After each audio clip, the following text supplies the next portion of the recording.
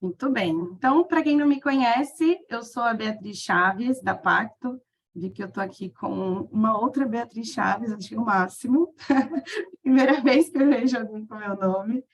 E estamos aqui com a ilustre presença da Lívia Guimarães e do Rogério Silva. A Lívia é doutoranda e mestra em Ciências Humanas e Sociais pela UFABC, atua há mais de 17 anos no campo da gestão de projetos sociais no terceiro setor e no investimento social privado. Desde 2015 está inserida em iniciativas de avaliação. Atualmente é pesquisadora do Núcleo de Estudos sobre Controle Social, Memórias e Resistências da UFABC, onde vem desenvolvendo pesquisas na área de gênero, raça, classe e sexualidade.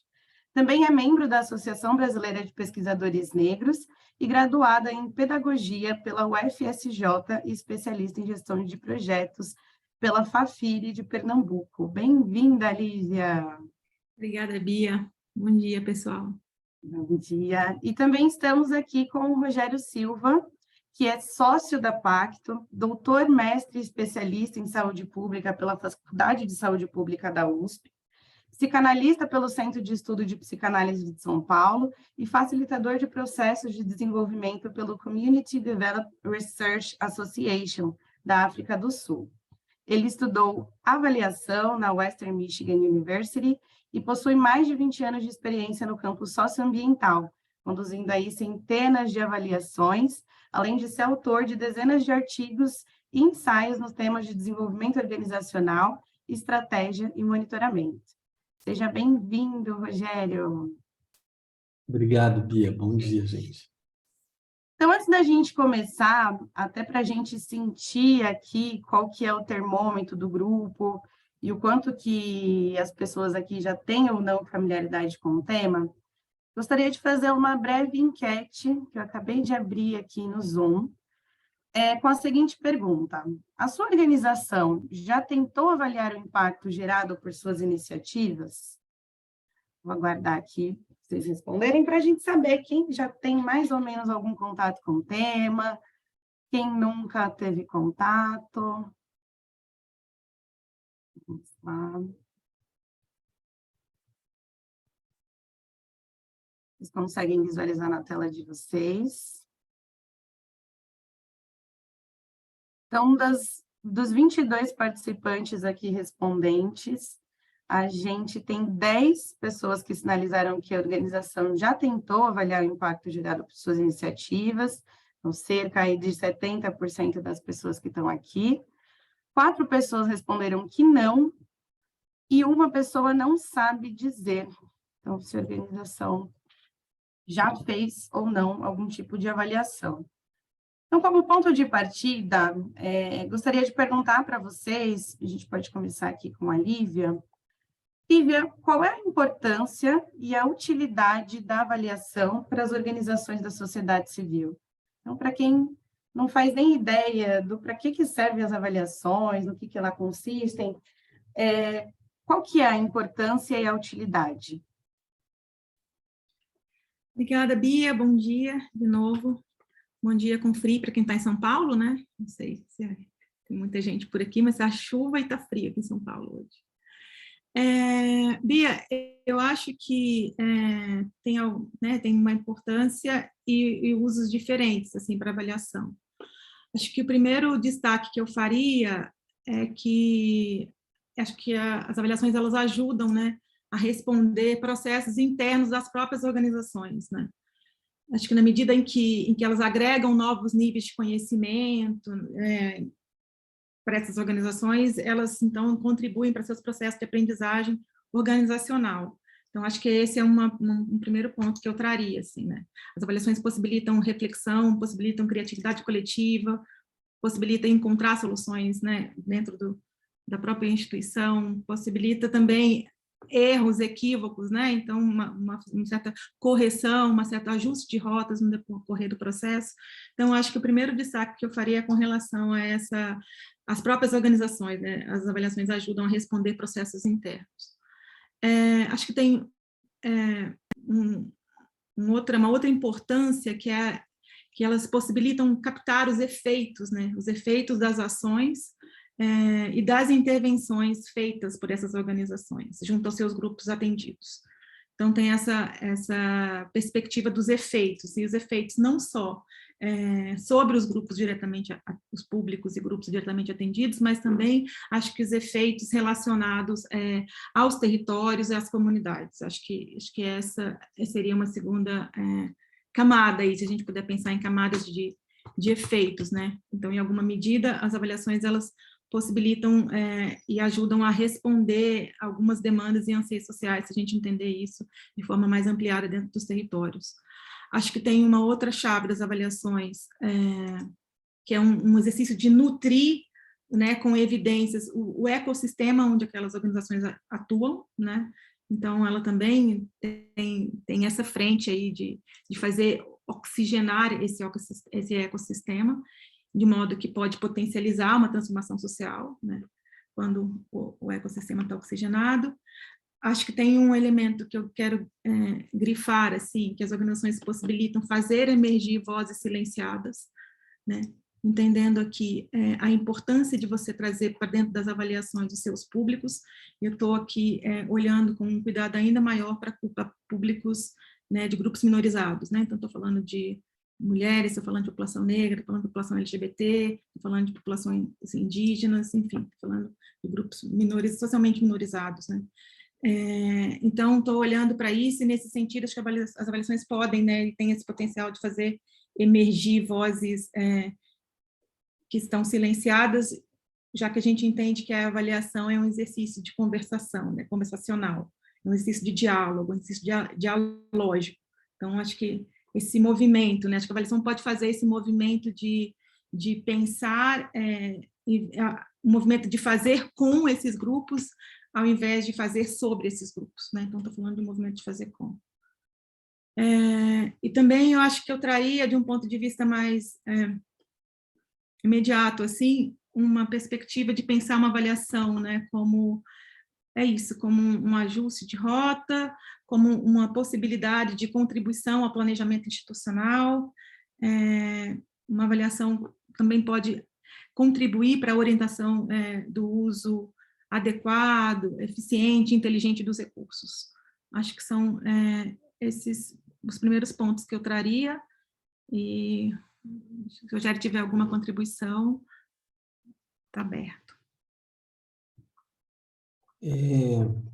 Lívia, eu acho que uma contribuição mesmo, concordando com os pontos que você trouxe, acho que eu quero lembrar uma coisa, né, gente? As organizações da sociedade civil, elas são muito críticas, e elas precisam ser muito críticas com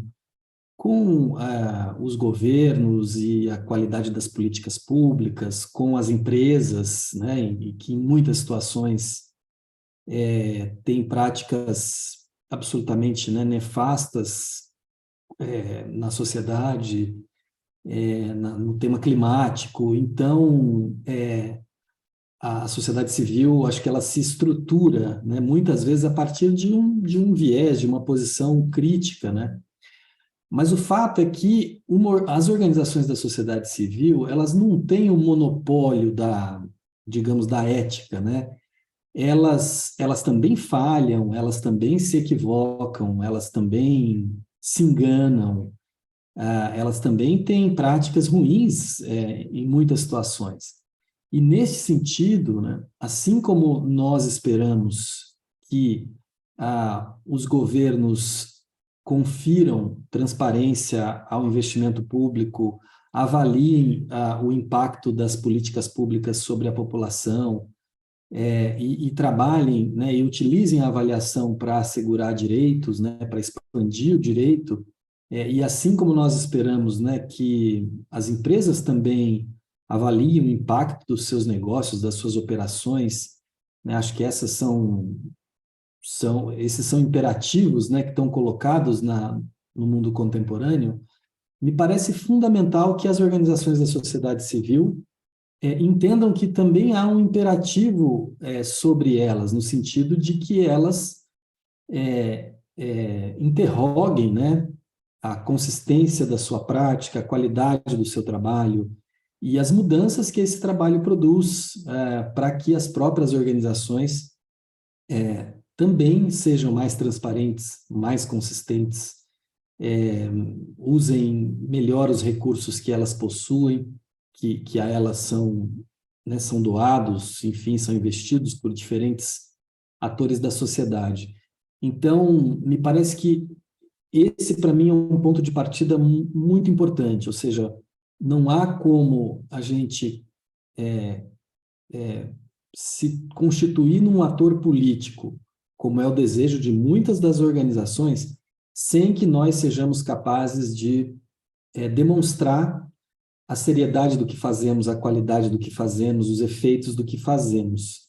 E me parece que o papel da avaliação é fundamental para que a gente possa, portanto, elevar a nossa capacidade de ser um ator político, né? de estar no debate, de fazer transformações. Obrigada, Rogério e Lívia. Acho que pegando o gancho, Rô, no encontro de hoje, nós propomos um recorte mais específico da avaliação, que, enfim, no próprio enunciado diz que volta a olhar para essa dimensão do impacto. Queria ouvir um pouquinho de você, o que significa esse recorte na prática, né? Afinal, o que significa avaliação de impacto? Se a gente pensa no impacto, o que ajuda a gente a tangibilizar essa dimensão? Muito bem, muito bem. É uma ótima questão para a gente pensar, né? Sabe que, assim, eu estou colocando um link aqui no chat, que é para a Revista Brasileira de Avaliação, e hoje está subindo mais um artigo na edição atual sobre impacto no campo aí dos negócios de impacto, né? Um artigo escrito pelo Daniel Brandão e por duas colegas dele.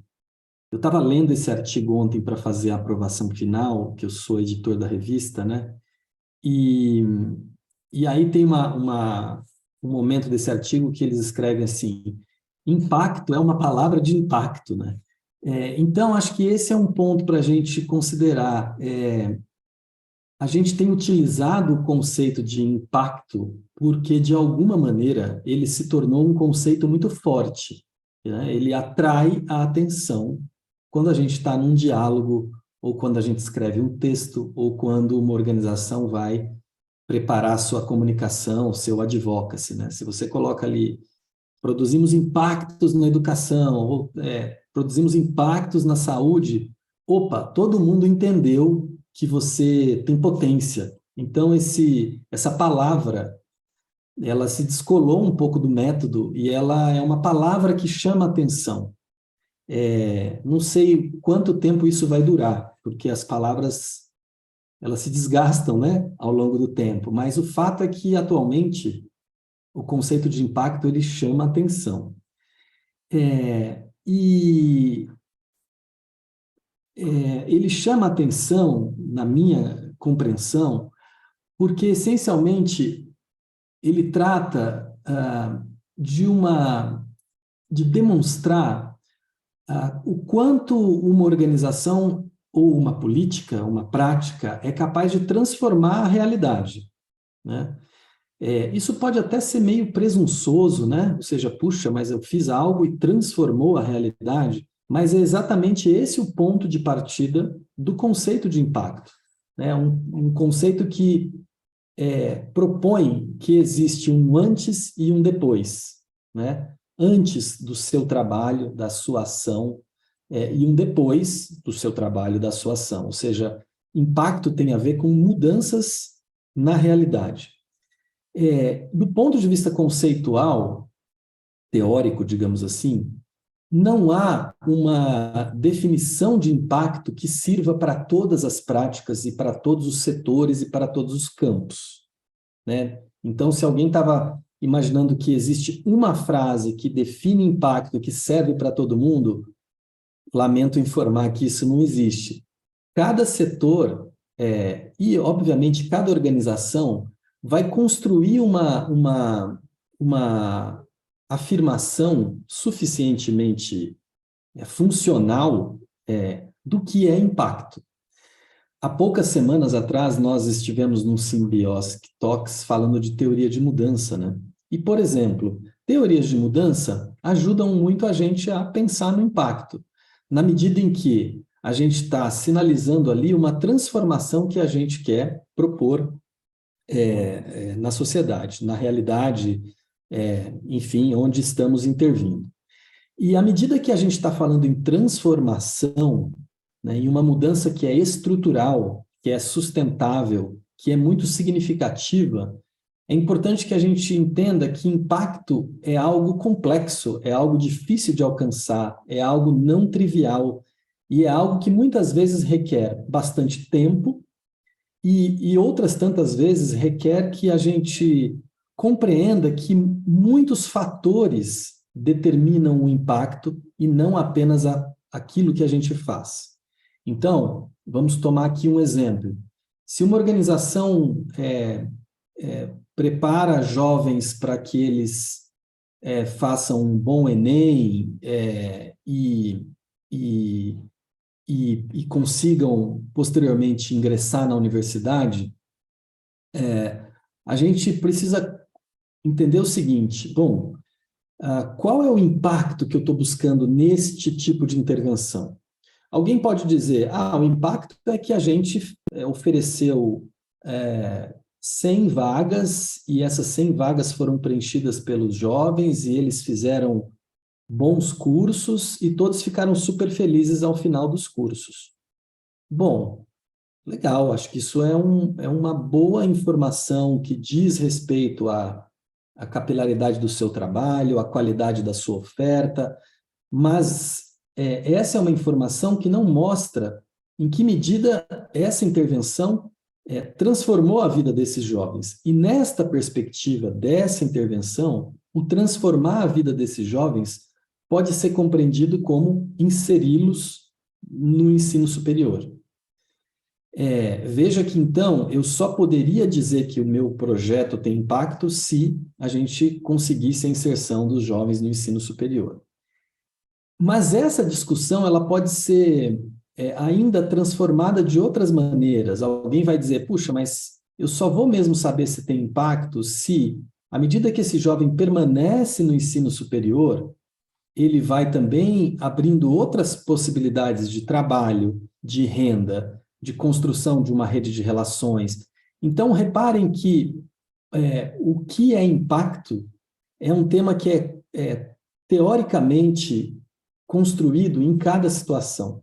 A gente pode falar de vários outros exemplos aqui, tanto de políticas públicas, né? O Bolsa Família, que é um exemplo que todo mundo conhece, quando ele altera a renda de uma família, é impacto, né? Já que você está diretamente aumentando a renda familiar com a transferência feita pelo governo federal. Talvez seja impacto, acho que uma mudança da renda é impacto. Mas a gente vai observando vários outros estudos em função de tudo que está compreendido no Bolsa Família, em que uma redução de mortalidade infantil pode ser considerada um impacto do programa, a ampliação da cobertura vacinal e a redução da incidência de certas doenças nas crianças podem ser consideradas impacto, a geração a melhoria das condições de moradia de uma família pode ser considerado impacto, a mudança e a melhoria dos padrões de alimentação de uma família ou a diminuição da desnutrição que afeta certas famílias são impactos do Bolsa Família. Então, reparem que essa discussão sobre o impacto ela vai requerer um olhar específico para cada objeto, para cada projeto, para cada situação. Acho que esse é um ponto importante, assim, entender que em cada situação específica nós iremos formular uma ideia de impacto, mas que impacto é algo que está além da qualidade da nossa entrega, do volume do nosso esforço de trabalho, e é algo que implica, quer dizer, a medição ou a métrica de variáveis que signifiquem que a vida de uma pessoa ou a realidade de um território ou de um bioma foi transformada a partir da nossa ação, não necessariamente apenas em função da nossa ação. Então, eu queria tentar marcar desse modo, enfim, e depois a gente pode voltar um pouco em alguns exemplos para tentar ir deixando mais nítida o conceito, Beatriz. Rogério, posso só fazer uma observação? Quando você fala, né, que a gente vai trazer mais exemplos e tudo, e com você falando, acho que tem essa dimensão, né, de uma noção, de um termo que está em aberto, que está em disputa, que varia de organização para organização, de situação para situação. Acho que a gente pode pensar impacto como algo circular, né, como algo em camadas, assim, né, então, às vezes, alguma organização declara previamente um resultado, enfim, está entendido como um impacto no seu desenho, na sua confecção do seu projeto, do seu programa, mas durante o processo avaliativo percebe-se que outros ganhos, né, enfim, floresceram outros tipos de impacto que não estavam previamente identificados, né. Acho que tem... e aí, quando você trouxe isso, eu me lembrei de uma experiência que eu vivenciei num processo avaliativo, onde o impacto declarado estava muito orientado, era num território, numa zona rural, trabalhando com mulheres, né, produtoras agricultoras, e o propósito, o impacto que se, enfim, desejava previamente era pensar a autonomia financeira dessas mulheres, né? Então, a gente estava trabalhando com pequenos negócios produtivos, e a intenção era essa. Quando, no decorrer do processo avaliativo, a gente foi percebendo que esse que era o impacto primeiro, se a gente puder pensar assim, declarado, ele ficou numa categoria mais miúda, assim, porque o que mais floresceu, que dentro desse processo, o que talvez impedia ou dificultava a autonomia financeira era menos a força das mulheres e o desejo de estar nesse lugar, né, de processo de negócio produtivo, mas mais tinha uma cultura machista muito grande dentro do território, dentro da zona rural. Então, no decorrer do projeto desenvolvido, começaram a fazer rodas de conversa. As rodas de conversa que antes previamente eram pensadas para mulheres, para poder falar de empoderamento feminino com perspectiva de autonomia econômica, foi feita com homens, né? Então, assim, você muda completamente a perspectiva, né? Então, assim, talvez a intensidade daquele impacto estava declarado tenha sido menor, né? Então, esperava-se que a renda fosse aumentada em X%, enfim, tivesse isso. Foi uma coisa né, menos evidente, mas aflorou essa perspectiva de trabalhar com homens, a cultura né, machista que estava presente ali, como é que isso se dava no território, quais eram as ações poderiam ser feitas que possibilitassem essa autonomia feminina dentro dos seus convívios familiares. Então, acho que esse é um bom exemplo para a gente pensar em camadas, né, em camadas de impacto, e impactos que não previstos, mas que florescem no decorrer do processo. Obrigada. Durante a fala de vocês trouxeram que, primeiro, né, assim, as diferentes possibilidades de se interpretar o impacto, mas o quanto que ele está centrado nessa premissa da transformação da realidade, indo além das entregas e do esforço que é empregado pelas organizações por essas transformações. Gostaria de ouvir um pouquinho mais em que aspectos essas avaliações de impacto se diferem de outros modelos, como a questão da avaliação dos resultados e dos processos. Então, se o impacto ele vai além das entregas e além do esforço, como que a gente, na prática, qual que é a diferença entre avaliar o impacto e avaliar os resultados ou os processos? Legal. Eu quero começar dizendo o seguinte: o que diferencia as avaliações, na minha perspectiva, é o enfoque, ou seja, qual é a pergunta que você está fazendo, o que você precisa saber. E a pergunta antecede o método, né? Então, já já a gente chega num tema mais metodológico, mas dá um passinho para trás e vamos pensar nessa importante capacidade que as avaliações significam, né, ou trazem, que é a capacidade de interrogar, né, ou seja, de fazer uma pergunta, de questionar alguma coisa. E é possível que a gente tenha perguntas que tenham a ver com o processo de trabalho de um determinado projeto. É possível que a gente tenha perguntas que tenham a ver com a qualidade de um material pedagógico que está sendo utilizado. É possível que a gente tenha perguntas que se relacionem à aderência dos cidadãos, dos usuários a um programa. É possível que a gente tenha perguntas interessadas em compreender a satisfação das pessoas com uma determinada prática, com uma roda de conversa, uma oferta educacional, um atendimento de uma equipe de saúde da família, o que quer que seja. É possível que a gente tenha perguntas relacionadas ao que as pessoas aprenderam, e nesse sentido, quanto mais a gente se dedica a construir boas perguntas, melhor a gente focaliza a avaliação. E é nessa linha que a gente vai entender que algumas vezes as nossas perguntas terão a ver com resultados que foram alcançados no curto prazo, né, transformações mais rápidas, mais imediatas, mas também pode ser que a gente tenha perguntas olhando para resultados mais complexos, para transformações nas instituições, nas condições de vida, na estrutura de um território. E é nesse sentido que, reparem que a pergunta que vai focalizar se você está querendo uma avaliação de impacto, né, ou uma avaliação de outra natureza, de processo, de qualidade, de satisfação, de cobertura, de vários outros elementos que compõem, né, o desenho de uma política, de uma intervenção qualquer.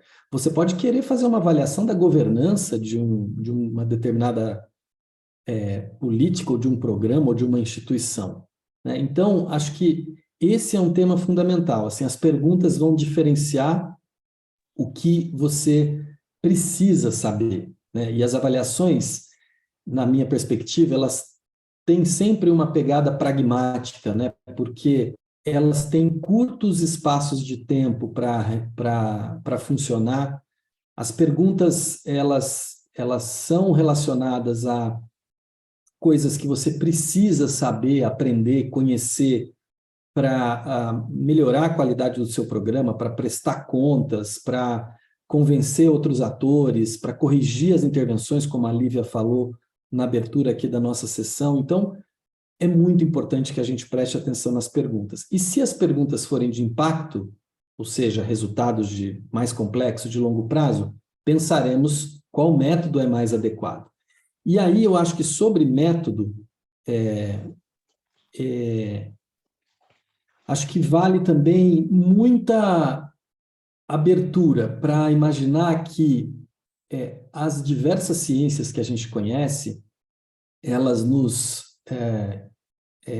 entregaram muitas metodologias possíveis para fazer avaliação de impacto, né? Então, nós podemos avaliar o impacto com estudos qualitativos, nós podemos avaliar impacto com estudos mistos que combinam quanti e quali, e nós podemos fazer avaliação de impacto observando também apenas números, né, dados quantitativos, medidas, digamos, especificamente desenhadas para um determinado projeto e etc.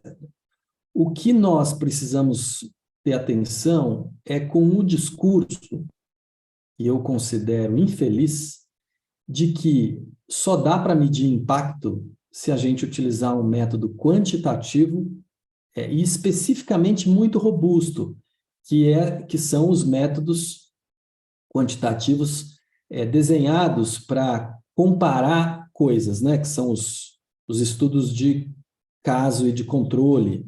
A gente depois pode aprofundar um pouquinho nisso, mas eu só estou querendo fazer essa marcação, ou seja, a pergunta importa muito. É ela que vai focalizar o estudo. Depois, a gente tem várias metodologias possíveis e não apenas uma, né? Então, Beatriz, acho que eu queria responder dessa maneira. Obrigada, Rô. Aproveitando o gancho, né, em relação ao método, eu gostaria de direcionar uma pergunta para a Lívia. Lívia, quando a gente pensa, né, nas diferentes possibilidades de abordagem, lá na pergunta de abertura, você fez uma fala da possibilidade das avaliações fazerem emergir vozes silenciadas.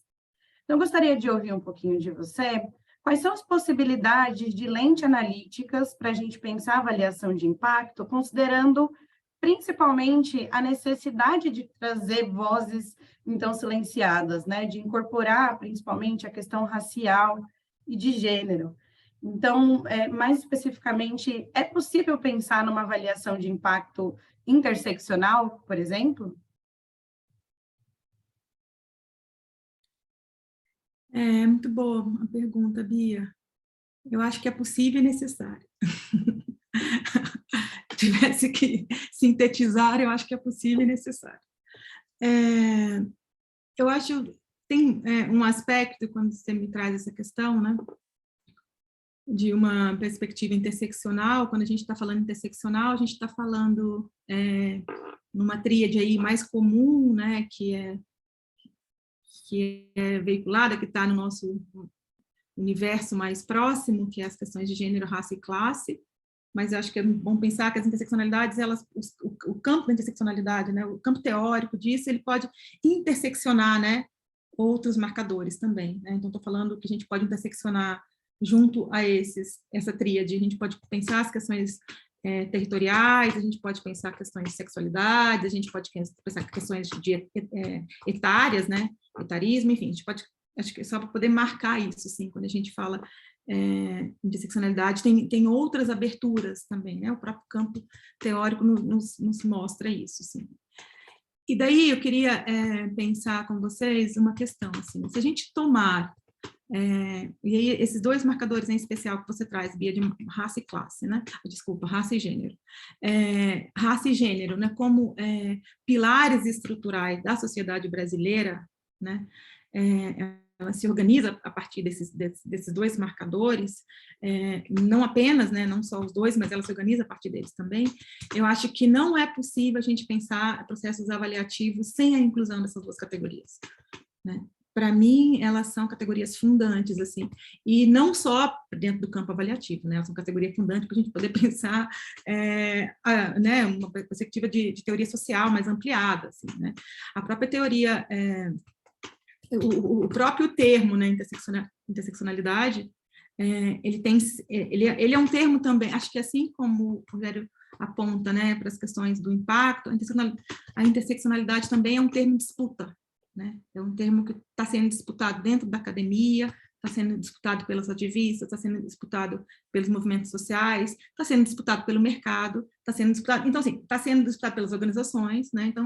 Então tem esse lugar aí, né, de um termo que está em aberto, e nesse sentido, tem uma coisa muito interessante que uma teórica que eu uso bastante no doutorado, que é a Patricia Hill Collins. A Collins tem feito um exercício de pensar a interseccionalidade como uma teoria social crítica, né? Então, ela está olhando para essa categoria, interseccionalidade, como uma possibilidade de você pensar e fazer intervenção no mundo. Então, a gente não está olhando exclusivamente como uma questão identitária, né? Ela está olhando para além disso. Acho que esse é um ponto interessante de trazer, e com o qual eu dialogo muito. Eu acho que trazer as lentes de gênero e raça para dentro dos fluxos e processos avaliativos é um exercício técnico, mas eu acho que, sobretudo, é um exercício ético e político, né? É um compromisso, eu acho.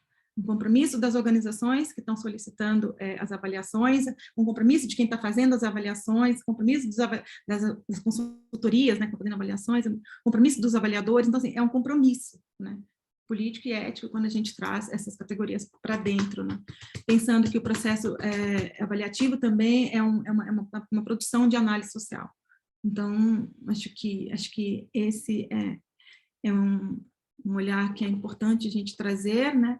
Pensando também político como uma perspectiva de exercício do poder para o bem comum, para a coletividade, para o bem viver, enfim, bem-estar público, né? Acho que um outro ponto dentro dessa questão, essa é uma questão que eu faço uma defesa, assim, Rogério e Bia, que tem contato bem próximo comigo, sabem disso, né, desse lugar de trazer as categorias interseccionais para dentro das avaliações. Então, acho que se a gente pensar que as avaliações são baseadas, né, a gente está olhando uma perspectiva baseada em evidências, a gente não pode criar evidências parciais, daí a necessidade de a gente olhar todos os públicos, né? Porque senão a gente pode cair numa situação que a Chimamanda fala do perigo da história única, né? Então, se você tem uma única perspectiva, um único olhar para dentro do seu processo avaliativo, ele pode ficar equivocado, né? Então, daí a importância de você trazer esses outros públicos para a gente não ocorrer resultados que são talvez insuficientes para a gente poder pensar transformações efetivas, né, transformações sociais efetivas. Então, eu acho que é nesse sentido. Eu imagino que quando a gente deixa de fora categorias como essas, a gente deixa de reconhecer as opressões que estão submetidas aos grupos minorizados, né? E aqui a gente está olhando com cuidado, né, para as questões de gênero e raça, então estou olhando para esse público, mulheres e negros, e aí um destaque ainda maior para as mulheres negras, né, que do ponto de vista socioeconômico quem está na base da pirâmide social. Então, quando a gente deixa de fora esse grupo, a gente deixa de reconhecer essas opressões, e que no Brasil é um desafio, porque dentro do sistema nosso, né, a gente não pode esquecer que a pobreza no Brasil tem cor, né? A pobreza no Brasil é preta.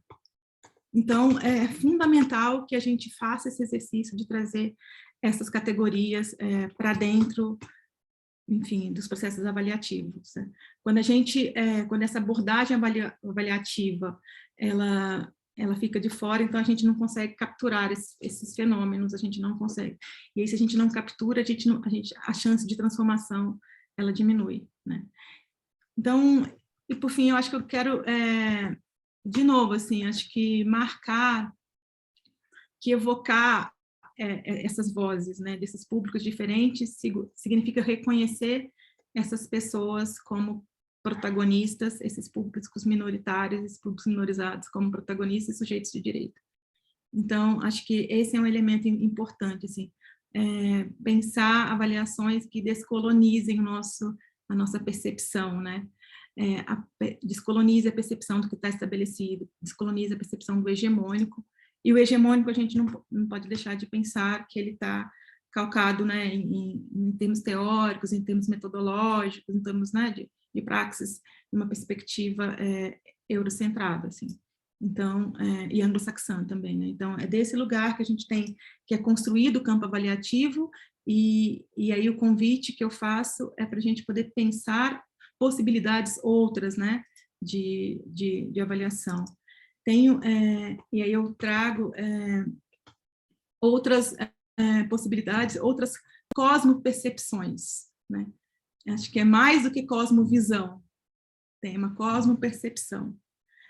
Tem uma teórica que eu gosto bastante, chama Oyeron Koyeyumi, uma teórica nigeriana, e ela vai dizer que quando a gente, que o termo cosmovisão, ele é um termo ocidental, né, para resumir um pouco essa lógica cultural da sociedade que capta o privilégio ocidental a partir da visão, né? Então, ela sugere que a gente vá buscar o cosmo-percepção, né? Essa perspectiva, essa categoria, porque ela é mais inclusiva, porque ela consegue descrever a concepção de mundo a partir de outros grupos culturais, enfim. A gente pode pensar, quando a gente está fazendo uma avaliação, trazendo essa categoria de cosmo-percepção, a gente pode pensar a gente está falando de uma avaliação mais inclusiva, né? A gente está falando de uma avaliação onde outros grupos estão contemplados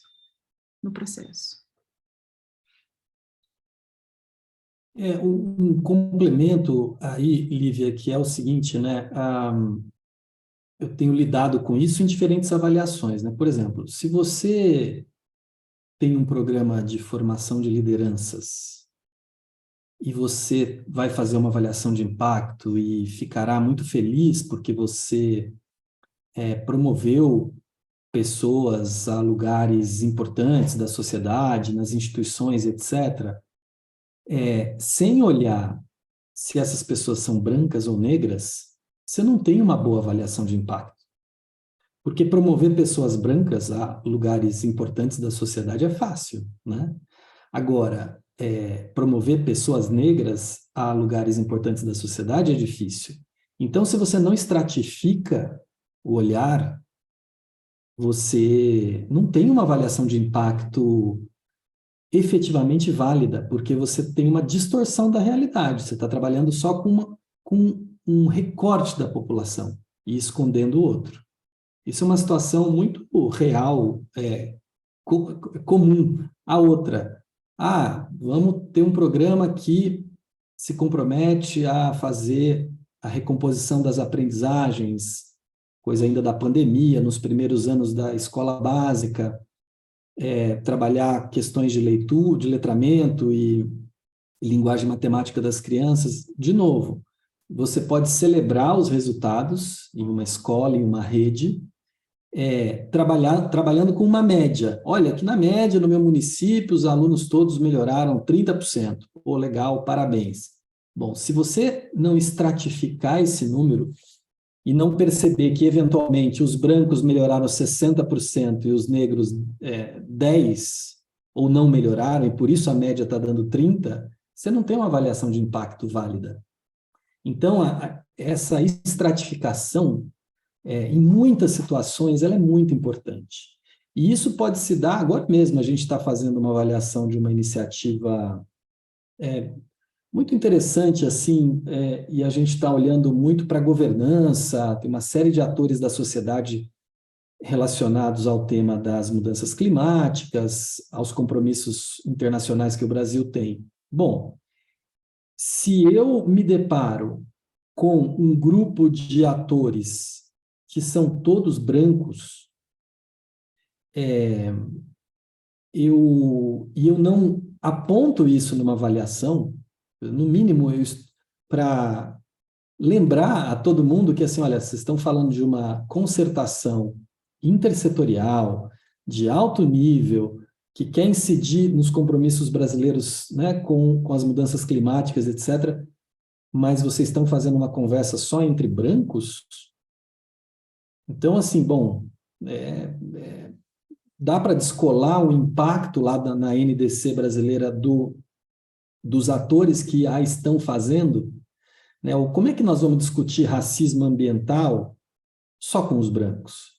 Então, entendem? Esses elementos, eles estão se colocando, porque eles já estavam, obviamente, presentes, mas sempre, né, escondidos, né, na história brasileira há muito tempo, né?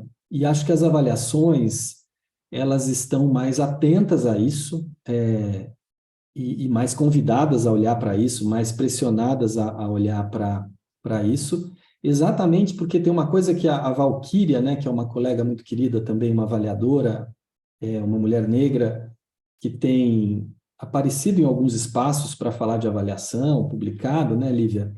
Mas ela tem reafirmado isso muitas vezes. Ela fala, não há análise válida da realidade brasileira se não for uma análise que leve em conta ou parte da racialização que existe no Brasil e que atravessa todos os campos e setores e, obviamente, que explica muitos dos resultados, né?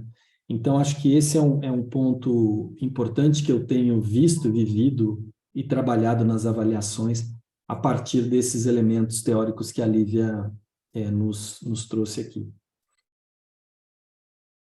A Lúcia Nader trouxe uma pergunta no chat que se conecta muito com o tema que a gente está conversando aqui, e eu vou ler para vocês. Tem uma pergunta sobre essa hegemonia da qual o Lívia está falando. Existem esforços de descolonização da avaliação? Quais são? E como isso se relaciona com o fato dos financiadores, muitas vezes criados ou baseados na Europa e Estados Unidos, serem muitas vezes quem ativa os processos de avaliação?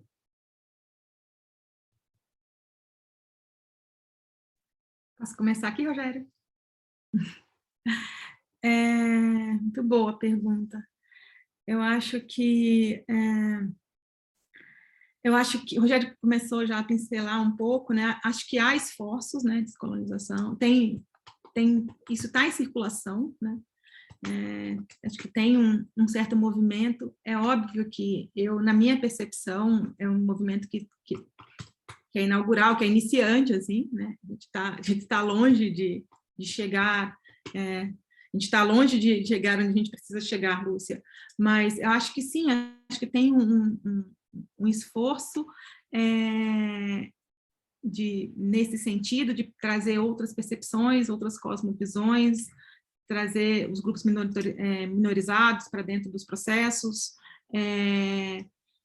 criar estratificações, como o Rogério trouxe, defender esse lugar, né? Porque acho que tem isso também, tem uma certa defesa que você tem que fazer, né? De mostrar que, olha, se a gente está numa estrutura social racista brasileira, a gente não pode pensar processos avaliativos sem que essas categorias sejam envolvidas, né? Então, acho que esse é um ponto importante.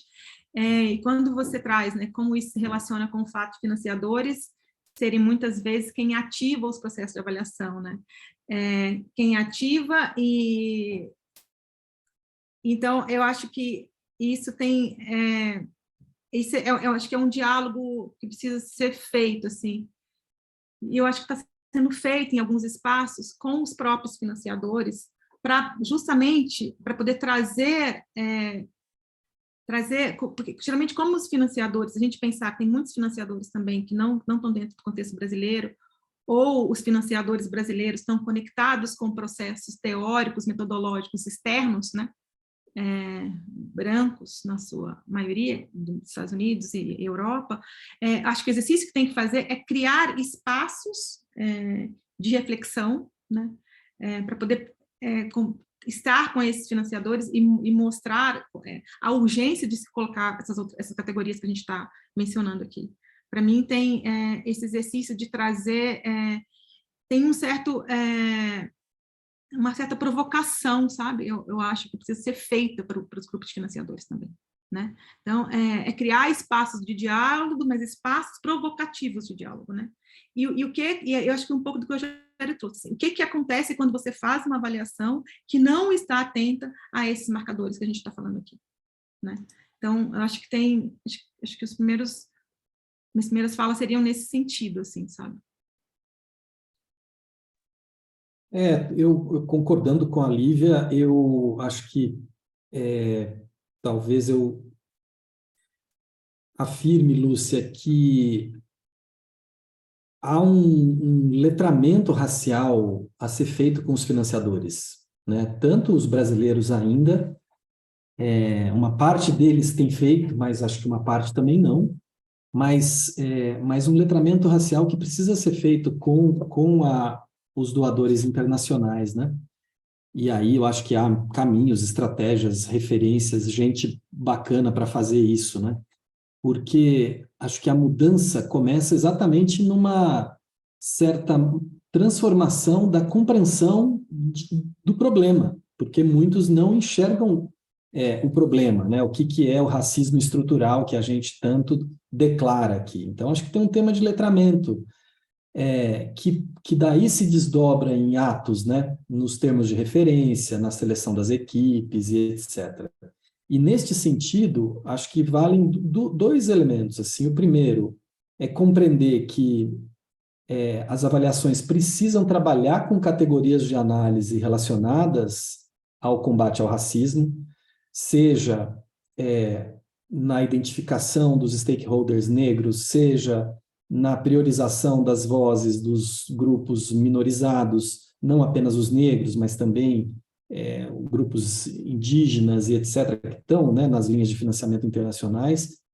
E depois, acho que tem uma questão que também acho que está mudando aos poucos, mas está mudando, que a contratação de avaliadores negros e negras, a composição de equipes com brancos e negros. Eu acho que todos esses esforços são importantes, assim, tanto no nível do letramento quanto no nível mais das operações das avaliações. Se a gente não mudar também, né, ao longo do tempo, se a gente não for mudando a paisagem avaliativa, que é majoritariamente a paisagem branca, né, de homens brancos como eu, a gente não transformou, né, o campo. Eu não quero, inclusive, ser cancelado no campo. Eu quero estar ao lado de uma série de pessoas negras com competências tão ou maiores do que aquelas que eu construí ao longo do tempo. Essa mudança é muito importante de acontecer e acho que poucos financiadores estão abertos a isso. Há poucos financiadores investindo na formação de avaliadores negros, etc. O próprio GIF não tem feito isso, né? Eu lamento, inclusive. Tem um certo debate, mas não faz investimento, não tem programas específicos, não oferece bolsas específicas para isso. E acho que esse é um tema que merece atenção e os devidos mecanismos de pressão aí a serem aplicados. Obrigada. Chegou mais uma pergunta no chat do Thalisson, da organização Litros de Luz. Vocês concordam com a ideia de impacto indireto? Entendo que pode funcionar em algumas organizações, mas conceitualmente parece contraditório.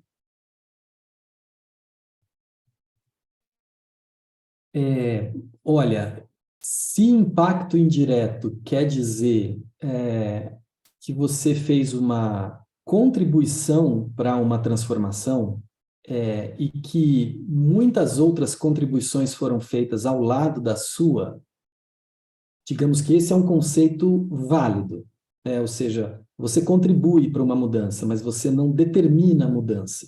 E, nesse sentido, o seu impacto pode ser indireto. Isso é uma coisa. A outra são aquelas discussões, inclusive, a Lívia trouxe esse ponto, né? A gente, toda vez que toma a palavra impacto, já assume que essa palavra é positiva, o impacto é sempre bom. Mas, teoricamente falando, né, as avaliações de impacto, elas também precisam se abrir para olhar para os impactos desejados e os indesejados, né? E da mesma maneira, olhar para impactos que são aqueles que a gente previu, né, que são a nossa teoria de mudança, mas também para impactos que a gente não previu e que, em algumas situações, eles podem ser tão ou mais interessantes do que aqueles que a gente previu. Então, os estudos de impacto, eles podem ir nessas direções todas, né? E os impactos, os efeitos indiretos, eles podem ter sentido, acho que a depender da teoria de mudança que está em questão, do tipo de análise que é feita, mas isso pode ter validade. Enfim, aí depende do caso específico, né?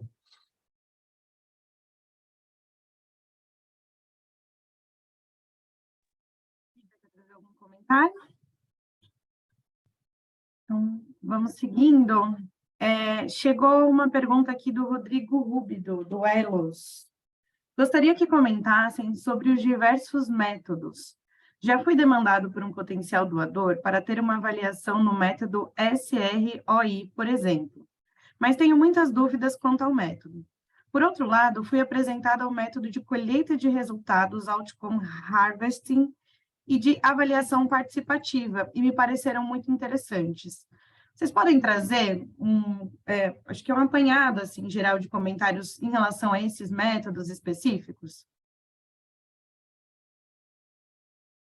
Posso ir aqui, Lívia? Bom, vamos lá. Primeiro, né, o SROI, né, que é uma sigla em inglês, né, Social Return on Investments, né? É um método que tem sido praticado no Brasil bastante pelo IDES, né, o Instituto para o Desenvolvimento do Investimento Social, ides.org.br. Vocês vão ter referências lá teóricas sobre isso.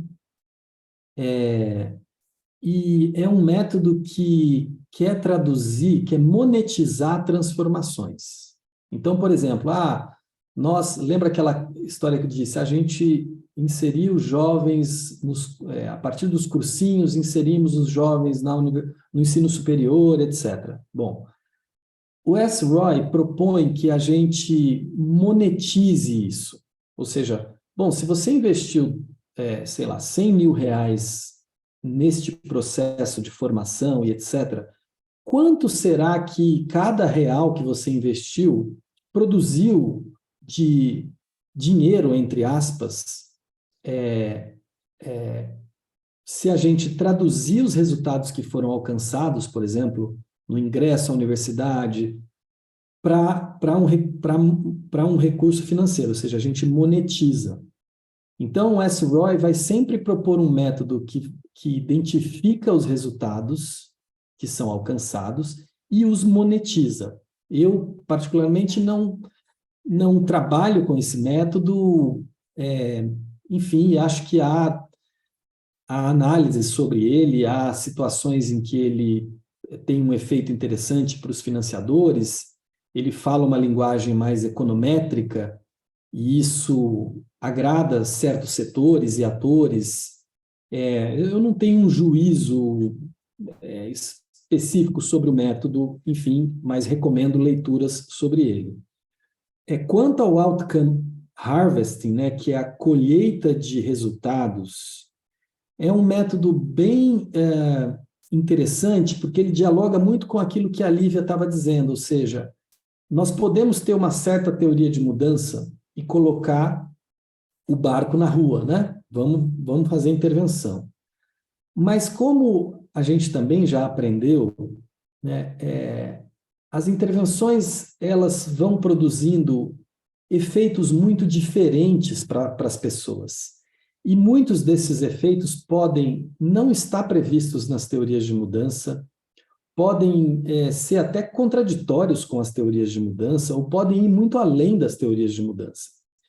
Então, o Outcome Harvesting propõe uma escuta dos diferentes públicos-alvo finais das intervenções para que eles te contem efetivamente quais são os resultados que foram alcançados nos níveis mais específicos da vida de cada um, ou das instituições, ou dos territórios, etc. E é a partir das categorias que a gente levanta no campo, escutando as pessoas, etc., que a gente depois vai aplicando alguns métodos complementares para que, então, a gente tenha uma leitura dos resultados. Mas reparem que é uma colheita, né? Porque, assim, você plantou e você espera que aquilo dê de uma certa maneira, mas a colheita te apresenta resultados resultados muito diferentes daqueles que você imaginou, ou mesmo que sejam convergentes com os que você imaginou, mas é um método que vai, então, te permitindo uma leitura de resultados a partir das narrativas que as pessoas vão te trazendo. É um método centralmente de natureza qualitativa, mas que pode ter complementos quantitativos, né? Já as avaliações participativas, o Outcome Harvesting é uma delas, tá? Avaliações participativas são um guarda-chuva mais amplo, e tem diferentes modos de participação e etc., mas, essencialmente, acho que é importante a gente lembrar que, nas avaliações participativas, as vozes dos atores é o que mais importa. Assim, então, em tese, as boas avaliações participativas formulam as perguntas de avaliação já com os atores participantes, né? Ou seja, não se trata de uma avaliação que o financiador decidiu no escritório, eu quero responder essa pergunta participativamente. Não se trata apenas de escutar as pessoas, né? Porque até vocês imaginam, quando o IBGE faz o censo, ele visita a casa de todo mundo no Brasil, mas o censo não é participativo, porque ninguém influenciou o tipo de pergunta que está sendo feita para as pessoas, né? Então, quando você entrevista alguém, isso não implica participação. Participação implica abrir espaço para que o sujeito escutado desenhe a avaliação com você, né? Direcione a avaliação com você, construa, analise as situações com você. Então, aí vale a pena observar a literatura da participação, porque há muitas possibilidades e que não dá nem para resumir aqui muito rapidamente, mas sempre lembrar que nas avaliações participativas, né, a construção da avaliação precisa estar na mão dos diversos atores que são corresponsáveis pela iniciativa. Eles não são apenas escutados, além disso, né? Lívia? Acho que é isso, Rogério. Acho que eu só acrescentaria, quando você traz né, que o sujeito escutado precisa estar no processo, inclusive para poder redesenhar, se for preciso, né? Com o sujeito escutado que você reconfigura, se for preciso, a gente entende a avaliação, né, como possibilidades organizacionais, de aprendizado, né, do que a gente falou lá no início da nossa conversa aqui. Então, acho que ter o sujeito escutado em todo o fluxo avaliativo, dentro da perspectiva da avaliação participativa, implica nessa possibilidade de redesenhar conjuntamente, né, a sua intervenção. Enfim, acho que é um pouco isso. Ao longo, eu queria que a gente se aprofundasse num ponto que surgiu, acho que em mais de uma questão, que é essa questão da avaliação de impacto como um campo de disputa e como que isso pode ser equacionado quando a gente pensa na relação entre financiador e financiado. Então, como a gente sabe, né, e até foi sinalizado aqui no chat, nos comentários, muitas vezes essas avaliações elas são utilizadas como critérios para distribuição de recursos por parte dos financiadores, que, por sua vez, eles têm um referencial eurocentrado, um referencial branco, né, que muitas vezes podem existir aí miopias e questões que não são levadas em consideração.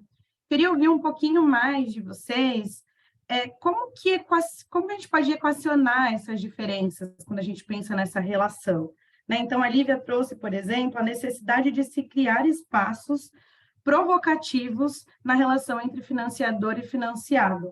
E eu queria saber, assim, como que a gente pode fazer esses deslocamentos, né, Lívia, assim, do que as organizações precisam se apropriar para conseguir fazer esse diálogo e criar esses campos de provocação no caminho de avaliações mais sólidas, mais críticas e realistas, pensando principalmente o contexto brasileiro.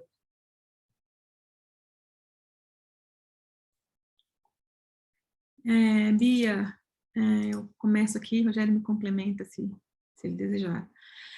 Eu acho que tem uma questão que a gente já passou por ela, e com a sua pergunta, acho que a gente retoma, né, a ideia é essa mesmo, que é pensar, acho que o Rogério trouxe isso muito bem colocado, de pensar essa categoria, impacto, essa palavra, esse termo, essa noção, não sei, esse conceito, enfim, tem várias possibilidades aí.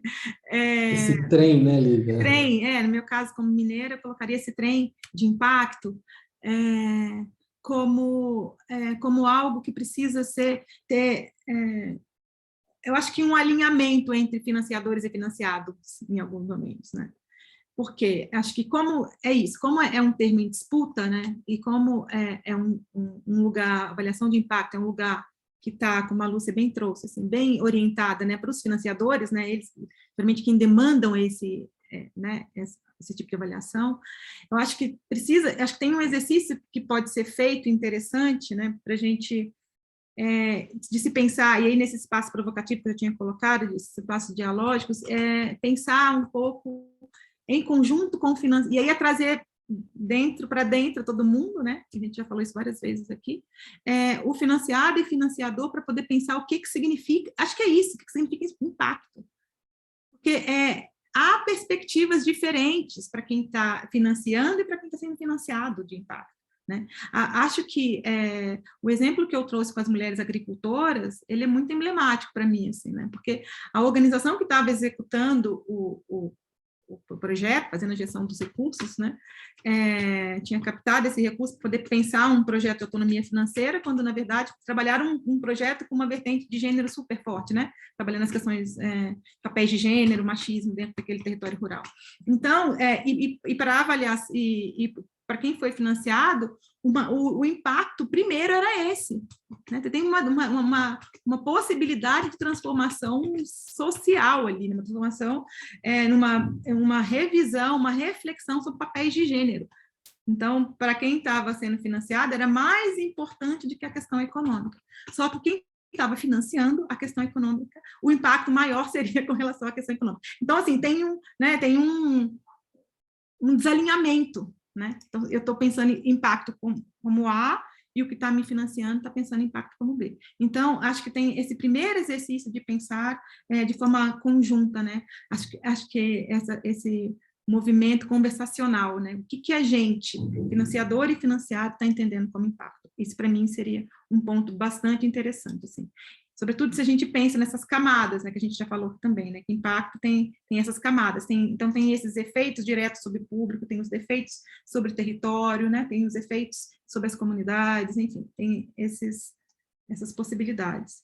Acho que, e aí nesse sentido, acho que é importante que os financiadores, e também a gente já colocou aqui, que eles estejam atentos à importância de incorporar, né, dentro de seus processos, categorias analíticas que a gente já foram, categorias de análise, categorias, marcadores sociais que já foram colocados aqui, né? Então, como a gente trabalhou muito na perspectiva de gênero e raça, eu ficaria com esses marcadores, mas a gente poderia pensar outros também, né? Igual eu já tinha colocado inicialmente. Então, acho que esse exercício dos financiadores, se pensarem no processo de forma conjunta, não de uma forma isolada que financia e o financiado está afastado, não, de uma forma conjunta, e entender a importância de trazer essas categorias para dentro. Acho que isso pode, uma frase que o Jair trouxe que é boa, assim, de pensar mudanças na paisagem do processo avaliativo, né? Então, acho também que esse exercício também proposto, né, essa possibilidade de pensar um letramento racial de quem financia, né, isso pode possibilitar né, outras percepções e outras formas de fazer financiamento no Brasil, né? Acho que é isso. Talvez a gente pudesse pensar quais são as outras possibilidades, quais são as outras formas de fazer investimento social privado, de fazer investimentos a partir de marcadores sociais como gênero e raça. Acho que eu ficaria com essa pergunta. Obrigada, Lívia. Bom, avançando aqui, a gente está também chegando, né, na reta final do nosso encontro.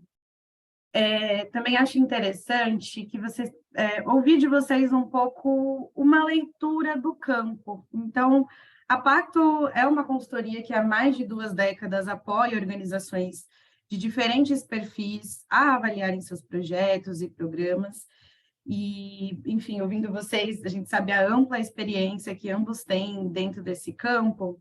Gostaria de ouvir um pouquinho o que vocês têm observado no ecossistema das organizações da sociedade civil, né? Então, como as organizações têm lidado com esse tema? O que vocês observam de grandes desafios, mas também de avanços no campo da sociedade civil em relação à avaliação?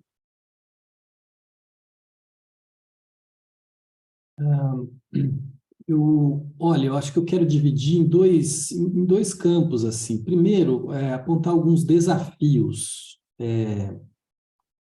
que eu acho que continuam presentes, né, na nossa realidade, assim.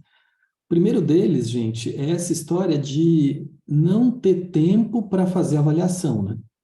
Assim, muitas organizações não interrogam a própria prática, não colocam em questão. Assim, vamos fazendo, vamos fazendo, vamos fazendo. Obviamente que o vamos fazendo tem luzes, né? Porque é o motor do ativismo que produz tanta coisa importante. Eu não estou criticando isso. Mas todas as vezes que a gente deixa de interrogar a nossa prática, a gente corre o risco de envelhecer a nossa prática, de perder qualidade da nossa prática, de perder o sentido da nossa prática, né, de descolar a prática da realidade. Então, me parece muito importante que a gente invista num certo espírito de interrogação, de dúvidas. Será que estamos fazendo o melhor que a gente pode? Será que esse é o melhor caminho? Será que a gente está produzindo resultados? Será que isso aqui tem sentido?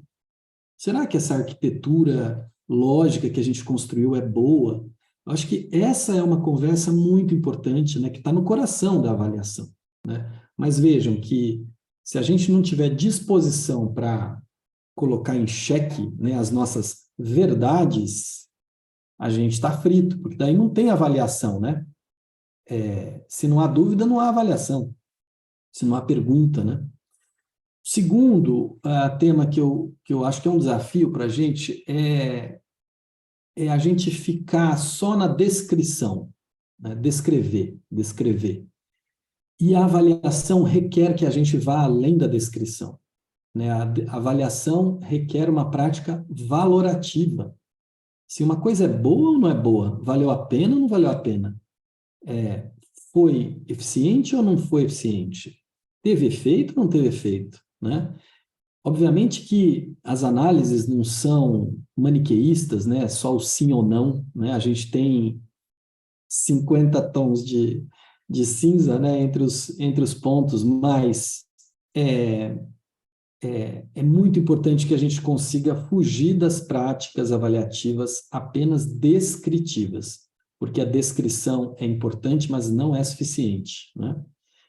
Acho que o terceiro desafio para mim é a história de quem faz avaliação achando que está fazendo propaganda, né? Aí não.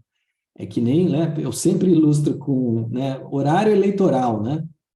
Então, ali nos horários eleitorais, né, a gente se acostumou a ver afirmações que são valorativas, só que sem consistência, né? Porque são só afirmações.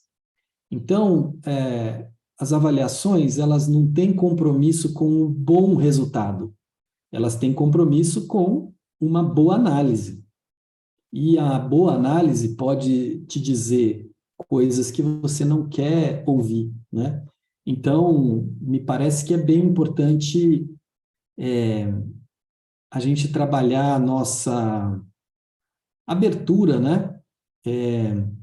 Para que a gente possa lidar bem com os recados ruins que as avaliações podem nos dar, né? Sem, com isso, matar os avaliadores, né? Como é muito comum, né? Esse avaliador é péssimo, porque a avaliação diz que a gente não está fazendo bom. Então, é disso que eu estou falando. E, finalmente, acho que é o seguinte, gente, eu estou há muitos anos no campo, estudo muito avaliação, etc., etc., beleza, eu tenho paciência para isso. Mas, assim, avaliação não é um tema de especialistas, não é um tema para especialistas. Avaliação é um tema possível, né? Há muitos métodos e técnicas e maneiras das organizações produzirem avaliação. Então, eu não acredito na dependência das avaliações externas, na necessidade dos especialistas. Eu acho que há situações e momentos e etc. que os avaliadores são importantes, mas não são todas. Então, eu recomendo muito isso, assim, não caiam na história de que é um tema para especialistas, ou seja, avaliação é um tipo de coisa em que você, ao contrário daqueles programas esquisitos, né, você, assim, façam em casa, né, façam avaliação. Assim, isso não tem outro jeito. E aí, o segundo bloquinho é dizer um pouco das alternativas que eu tenho visto as organizações fazerem, né? Primeiro, assim, é criar esse papel. Assim, nós temos o nosso avaliador, a nossa avaliadora, ou nós temos o nosso núcleo de avaliação. Então, assim, criar esse papel, esse lugar, e atribuir essa função para alguém pode movimentar muitas coisas, né? Então, acho que esse é um ponto importante, ou seja, a avaliação também ela não vai funcionar se ela for um penduricalho, né? Ela precisa ter um lugar, né? E isso é uma decisão que se toma, se constrói dentro de uma organização. Minha outra percepção a gente pode começar com temas e com métodos de menor complexidade e ir ampliando à medida que a gente vai aprendendo, né? Como é a aprendizagem, né? A gente não começa estudando a fórmula mais difícil da física quântica. Não, a gente vai começar com identificar os números e 2 mais 2 são 4. Bom, beleza. Então, lembrar que existem percursos de aprendizagem em qualquer coisa que a gente se dispõe a fazer. E, portanto, acho que começar com temas mais focalizados, avaliações menores, protege o processo de aprendizagem para que a gente vá avançando, né, progressivamente e evoluindo ao longo do tempo. E, finalmente, acho que meu último comentário é isso de lembrar que quando a gente vai fazer planejamento, quando a gente vai desenhar as ações, quando a gente vai preparar um novo projeto, é muito importante que a gente lance mão de evidências nas quais a gente baseia o nosso desenho. E aí pensar que as avaliações elas estão aí exatamente para produzir evidências, né? Que podem ser qualitativas, que podem ser quantitativas, que podem ser sobre muitas coisas que a gente estuda, né? Mas todas as vezes que a gente começa a demandar evidências para dirigir a nossa prática, a gente começa a dar mais lugar para as avaliações, né? Por isso essa conversa toda que a gente tem feito também sobre o papel das evidências, né? Na formulação de políticas públicas. Bia, são esses pontos que eu, enfim, comentaria.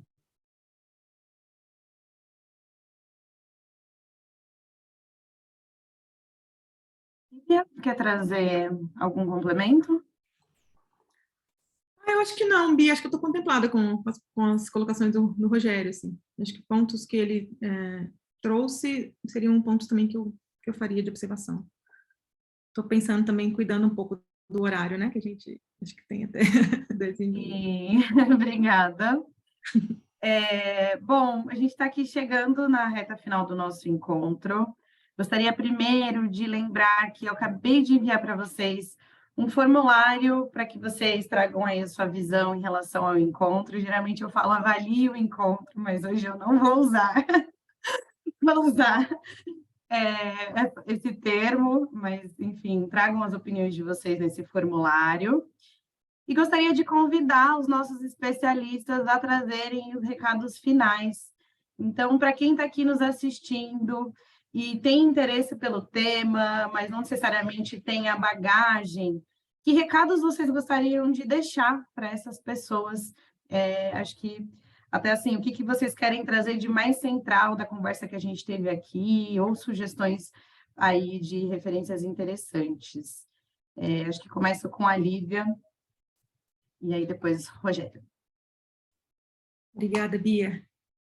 Gostei dessa possibilidade de não pedir para avaliar, trazer as percepções. Se a gente está falando aqui de cosmo-percepções, então pode ser um poema, né, Bia? Pode ser uma música, pode ser... Então, a gente tem que trazer possibilidades outras, né? Outras possibilidades. A gente está falando justamente sobre isso hoje, né? Eu acho que tem um ponto que o Rogério traz que eu quero reforçar, né, deixar uma em palavra final, assim, acho que essa perspectiva de que não é um tema de especialistas, isso é muito bom, assim, né?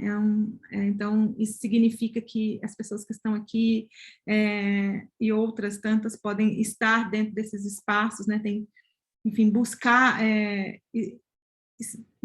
acho que textos, buscar experiências, buscar práticas, né?